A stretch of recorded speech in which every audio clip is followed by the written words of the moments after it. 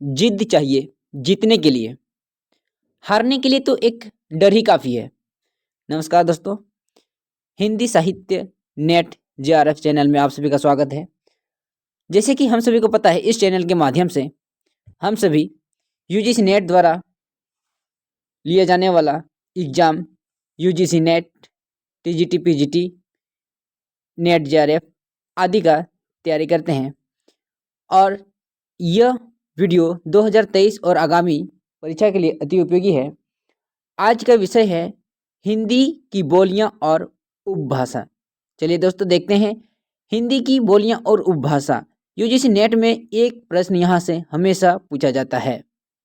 हिंदी की बोलियां, हिंदी और उसकी उपभाषाओं तथा बोलियों का वर्गीकरण निम्न ढंग से किया जा सकता है। पहला है अपभ्रंश, उसके बाद उपभाषा, बोली। अब हम से यहाँ पर देखेंगे अपभ्रंश जो है वो कितने वर्गों में बांटा है, और उसका उपभाषा कितने वर्गों में बांटा है, और उसका बोली। अपभ्रंश में सबसे पहले जो आता है वो है स्वरश्रेणी अपभ्रंश। क्या है? स्वरश्रेणी अपभ्रंश। स्वरश्रेणी अपभ्रंश यहाँ पर उसका जो बोली है, उपभाषा जो है वो 3 भागों में बटा है। एक पश्चिमी हिंदी, राजस्थानी हिंदी और पहाड़ी हिंदी।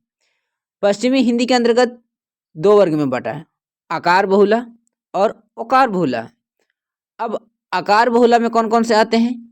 कोरवी बोली आती है, हरियाणवी जिसको दूसरा नाम बंगारू है, उसके बाद दक्षिणी हिंदी। अब ओकार बहुला में आता है ब्रजभाषा, बुंदेली और कनौजी। यूजीसी नेट की दृष्टि से ये जो भाग या सीढ़ीनुमा जो बना हुआ है बहुत ही उपयोगी रहती है। अगला है राजस्थानी हिंदी, ट वर्ग बहुला आता है। कौन सा? ट वर्ग बहुला, जिसमें आता है मारवाड़ी, जयपुरी जिसका दूसरा नाम ढूंढाड़ी है, मेवाती और मालवीय। तीसरे जो आते हैं वो है पहाड़ी हिंदी। पहाड़ी के अंतर्गत 2 आते हैं। कौन कौन? कुमाऊनी और गढ़वाली। कुमाऊनी और गढ़वाली किसके अंतर्गत आते हैं? पहाड़ी हिंदी। अगला है अर्धमागधी पूर्वी हिंदी। अर्धमागधी जो उसका उपभाषा है वो पूर्वी हिंदी। पूर्वी हिंदी के अंतर्गत उसका जो बोली है वो मुख्यतः 3 है। एक आता है अवधी, बघेली, छत्तीसगढ़ी। कौन कौन? अवधी, बघेली और छत्तीसगढ़ी। अगला है मागधी। मागधी का जो उपभाषा है वो है बिहारी हिंदी। बिहारी हिंदी के अंतर्गत आता है भोजपुरी, मगही और मैथिली। भोजपुरी, मगही और मैथिली। डॉक्टर भोलानाथ तिवारी ने पश्चिमी हिंदी के अंतर्गत 2 अन्य बोलियों ताजुबेकी तथा निमोड़ी को भी स्वीकार किया है। कौन कौन सी भाषा है? ताजुबेकी और निमाड़ी को भी स्वीकार किया है। हिंदी भाषा की प्रमुख बोलियों के अन्य तथा उसकी उपबोलियां निम्नलिखित तरीके से हम लोग देख सकते हैं। जैसे कि बोली आता है, उसका अन्य नाम कौन सी है, उसका उपबोली है। जैसे इसमें यहाँ पर देखने को हम सभी को मिल रहा है कि बोली जो हरियाणी है उसका अन्य नाम क्या नाम है? बांगरू और देशवाली यहाँ पर। और उसका उपबोली कौन है? जाटू, चमरवा। इस प्रकार के और भी यहाँ पर हम सभी को रचना आगे की में देखने वाले हैं। ब्रजभाषा। ब्रजभाषा का दूसरा जो नाम है वो है अंतर्वेदी। इसका जो उपबोली है जिसको भुक्सा, जादववाटी, डांगी। बुंदेली का आता है बुंदेलखंडी। उसका जो उपबोली है उसका पावरी, बनाफरी, लोधांती और निभट्टा। ये सब बहुत उपयोगी है एग्जाम की दृष्टि से। अवधि में कौशली, बेसवाड़ी। इसका उपबोली जो है वो है जोल्हा, गोहरा और जुडर। कोरवी का जो है उसका दूसरा नाम है खड़ी बोली। इसका जो दूसरा नाम है खड़ी बोली है। छत्तीसगढ़ी का आता है खलटाही और लरिया। किसका? छत्तीसगढ़ी का। बघेली का आता है रिवाई, जिसका उपबोली है निभट्ठा, बहुत उपयोगी है। डिंगल भाषा का दूसरा नाम भाट भाषा कहा जाता है। किसका? डिंगल भाषा का। और पिंगल भाषा का दूसरा नाम है नाग भाषा। ये बहुत ही उपयोगी है एग्जाम की दृष्टि से। आगे है हिंदी की प्रमुख बोलियों के नामकरणकर्ता निम्नांकित हैं। मतलब यहाँ पर बोल रहा है जो कौरवी जो बोली है वो किसने नाम दिया? तो यहाँ पर देखेंगे कौरवी जो शब्द है वो सबसे पहले जो नाम करता है वो राहुल सांकृत्यायन है। किसने किया दोस्तों? राहुल सांकृत्यायन। कौन सी बोली का? कौरवी बोली का। अगला है ब्रज बोली, ईश्वर गुप्त ने किया है। किसने? ईश्वर गुप्त ने।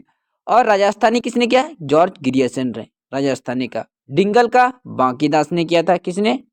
बांकीदास ने डिंगल भाषा का। अगला है बिहारी का ग्रियर्सन, किसने? बिहारी ने ग्रियर्सन का किया है। भोजपुरी का रेमंड ने, रेमंड भोजपुरी रेमंड ने किया था। मैथिली का कॉलब्रुक, कॉलब्रुक जो है ना मैथिली भाषा का प्रवर्तन किया था। हिंदी की प्रमुख बोलियों का क्षेत्र अग्रांकित है, मतलब उसका जो कौन सा क्षेत्र किस बोली का प्रयोग किया जाता है। यहाँ पर देखेंगे 1 नंबर में जैसे दिया है ब्रज भाषा, वो ब्रज भाषा किस प्रकार का विशेषता है, उसका औकार बहुला है। तो ब्रज भाषा कहाँ कहाँ बोली जाती है ये सभी देखने वाले हैं। जैसे मथुरा, आगरा, अलीगढ़, बरेली, बदायूं, एटा, मैनपुरी, गुड़गांवा, भरतपुर, करौली, इन सभी क्षेत्र में ब्रज भाषा का बोली चलता है। दूसरा नंबर में दिया है बुंदेली, बुंदेली कहाँ कहाँ बोली जाती है। बुंदेली में आता है देखिए उत्तर प्रदेश, झांसी, उरई, जालौन, हमीरपुर, मध्य प्रदेश, सागर, ओरछा, दतिया, होशंगाबाद इत्यादि क्षेत्र में बोली जाती है। अब तीसरा में आता है कनौजी, कनौजी कहाँ बोला जाता है? इटावा में, फर्रुखाबाद में, हरदोई में, पीलीभीत में, शाहजहांपुर में और कानपुर। चौथा है मारवाड़ी, मारवाड़ी देखिए कहाँ कहाँ बोला जाता है? जोधपुर, अजमेर, किशनगढ़ और जैसलमेर। पांचवा है कुमाऊनी, कुमाऊनी के अंतर्गत आता है नैनीताल, अल्मोड़ा, पिथौरागढ़। छठा में दिया है गढ़वाली, गढ़वाली के अंतर्गत कौन कौन सी बोली आती है, कौन कौन क्षेत्र आता है? देखिए टिहरी है, गढ़वाल है, चमेली है, उत्तरकाशी है। मालवी में देखिए उज्जैन, प्रतापगढ़, रतलाम, इंदौर, देवास। यूजीसी नेट में क्वेश्चन पूछा जाता है कि जो ब्रज भाषा है इनमें से कौन सा क्षेत्र में बोला जाता है, या फिर इसका उल्टा भी पूछ सकता है कि मथुरा में या आगरा में इनमें से कौन सी भाषा बोली जाती है। तो एग्जाम की दृष्टि से यहाँ बहुत ही उपयोगी है।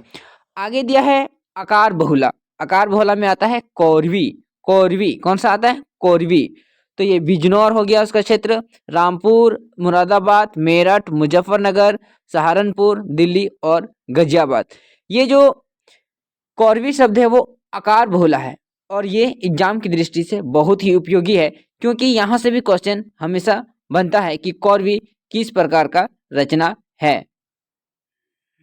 आकार बहुला भाषा, प्राचीन आकार बहुला भाषा जो है इसका है अवधि, इसका जो क्षेत्र है वो अवधि, अवधि के अंतर्गत आता है देखिए अयोध्या में बोली जाती है, लखीमपुर, खीरी, बराइची, गोंडा, बाराबंकी, लखनऊ, सीतापुर, उन्नाव, फैजाबाद, सुल्तानपुर, रायबरेली, इलाहाबाद और जौनपुर, मिर्जापुर, प्रतापगढ़ आदि जो अवधी भाषा है ना ये इतनी क्षेत्रों में बोली जाती है।